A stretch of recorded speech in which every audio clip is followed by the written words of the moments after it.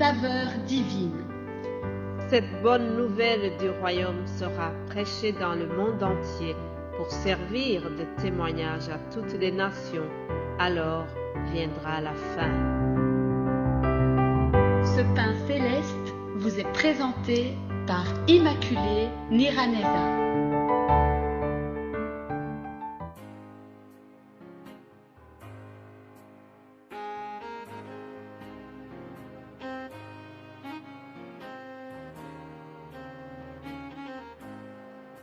Bienvenue très chers amis à l'écoute de l'émission Saveur divine. Que la paix et la grâce de notre Seigneur soient avec vous. Je remercie Dieu qui me donne le souffle de vie encore aujourd'hui. C'est toujours une grâce de pouvoir parler, de pouvoir vous partager la parole de Dieu au travers cette émission. Vraiment, c'est un honneur et je bénis Dieu qui me donne la force de le faire. Vous savez que nous sommes dans la semaine sainte. Notre semaine avance tout doucement. Nous arrivons bientôt dans les heures cruciales. Si nous essayons de nous mettre dans la scène de la croix, on approche des moments très difficiles pour le Christ. L'heure de la croix approche. Mais pour nous qui croyons en Jésus-Christ, nous faisons la commémoration tout en remerciant le Seigneur parce qu'à la croix, il a tout accompli. Parce que, comme je vous disais hier, à la croix de Jésus-Christ, il a été à la fois sacrifice et sacrificateur pour que toi et moi, nous soyons sauvés, pour que nos péchés soient pardonnés. Alors, en parlant de tout cela, nous le voyons avec vraiment une attitude de reconnaissance, une attitude de joie et d'humilité aussi, de savoir que Jésus-Christ à la croix, il s'est humilié et nous devons aussi apprendre à nous humilier comme lui-même l'a fait. La parole de Dieu nous demande de nous humilier afin que le Seigneur nous élève au moment convenable. Oui, chers amis, notre Seigneur s'est humilié à la croix, mais il a été relevé par après. Alors nous allons continuer en voyant ce qu'il a fait à la croix. Je voudrais vous rappeler que l'œuvre de Jésus-Christ, c'est quelque chose qui avait été annoncé par les prophéties. S'il y a vraiment une chose dont les chrétiens peuvent aussi se réjouir, c'est que nous avons une particularité. Le christianisme a la particularité du fait que tout ce qui est raconté dans la Bible, la vie de Jésus-Christ a été annoncé bien avant, plusieurs années avant sa naissance. Cela a été prophétisé. La mort de Jésus-Christ avait été prophétisée plusieurs années. Et aujourd'hui, nous allons voir par exemple comment le prophète Ésaïe a parlé de la mort de Jésus-Christ. Lisons Ésaïe 53 à partir du verset 3. Je lis au nom de Jésus-Christ. Méprisé et abandonné des hommes, homme de douleur et habitué à la souffrance, semblable à celui dont on détourne le visage, nous l'avons dédaigné, nous n'en avons fait de lui aucun cas. Cependant, ce sont nos souffrances qu'il a portées. C'est de nos douleurs qu'il s'est chargé, et nous l'avons considéré comme puni, frappé de Dieu et humilié.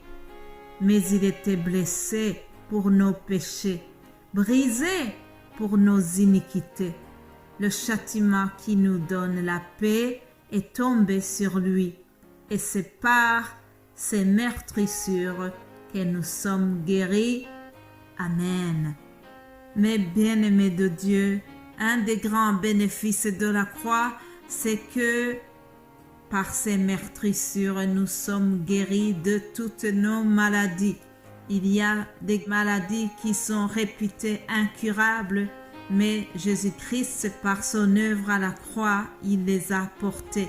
C'est pour cela que souvent nous entendons des témoignages des gens qui ont été guéris des cancers qui étaient jugés incurables, des gens qui ont été guéris du virus du sida, plusieurs maladies que les médecins avaient déclarées incurables. Jésus-Christ, lui, les guérit par ses meurtrissures, par son œuvre à la croix. Alléluia. Lisons également le livre des psaumes 147 au verset 3. Il est écrit ceci: Il guérit ceux qui ont le cœur brisé et il pense leurs blessures. Alléluia. Jésus-Christ guérit ceux qui ont le cœur brisé. Mes bien-aimés de Dieu, je suis bénie. J'ai eu vraiment la chance de vivre dans un pays où on met tout en place pour des handicapés, des personnes handicapées physiquement. Ainsi, nous avons par exemple des emplacements pour les parkings des handicapés. Nous voyons qu'il y a des bâtiments qui sont aménagés de façon que les personnes à mobilité réduite, comme on les appelle, puissent se déplacer facilement dans ces lieux sans problème. Donc, vraiment, je dirais que ici, la Belgique met beaucoup de choses en place pour des personnes à mobilité réduite. On voit des personnes qui sont donc handicapées physiquement.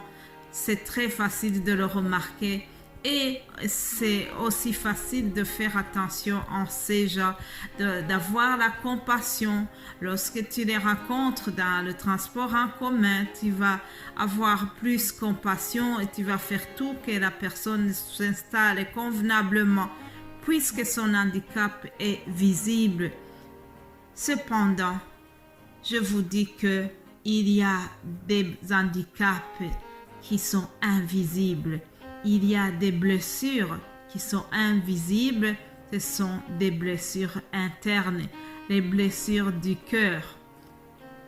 Un cœur qui a été brisé par l'abandon d'un être cher ou bien par la perte d'un être cher, le décès qui est venu subitement, un accident brutal qui t'a pris un être cher, ça laisse un cœur dévasté, un cœur brisé. Nous sommes dans le mois d'avril.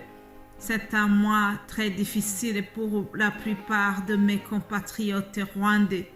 Il y a des cœurs brisés qui ont eu difficile à se rétablir. Mais Jésus-Christ est celui qui est venu pour guérir les cœurs brisés. Ces handicaps qui sont invisibles, lui, il les voit et il s'en occupe. Je remercie Dieu parce qu'il nous a envoyé Jésus-Christ. C'est lui qui peut vraiment opérer un cœur brisé. C'est lui qui peut aller au-delà de ce qu'un psychologue peut faire. Jésus-Christ va au-delà de ce qu'un psychiatre peut te faire. Oui, Jésus-Christ, il guérit les cœurs brisés. Alléluia. Un jour, Job a réfléchi à son sort. Alors, voyant ce qui lui était arrivé, il a dit lui-même: l'Éternel fait la plaie et il la bande. Il blesse et sa main guérit. Alléluia. Quelle belle déclaration de la part de Job.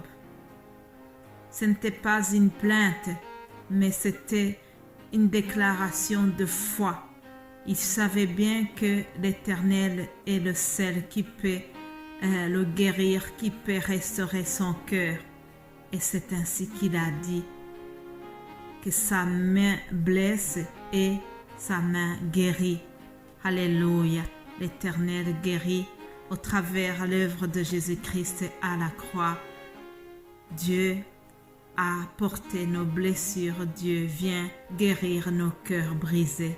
Alors, encore une fois, je vous invite à aimer la croix plus que jamais. Alléluia. Soyez bénis, chers amis. Passez une excellente journée et nous allons continuer demain pour terminer notre semaine sainte. Que Dieu vous bénisse abondamment. Amen.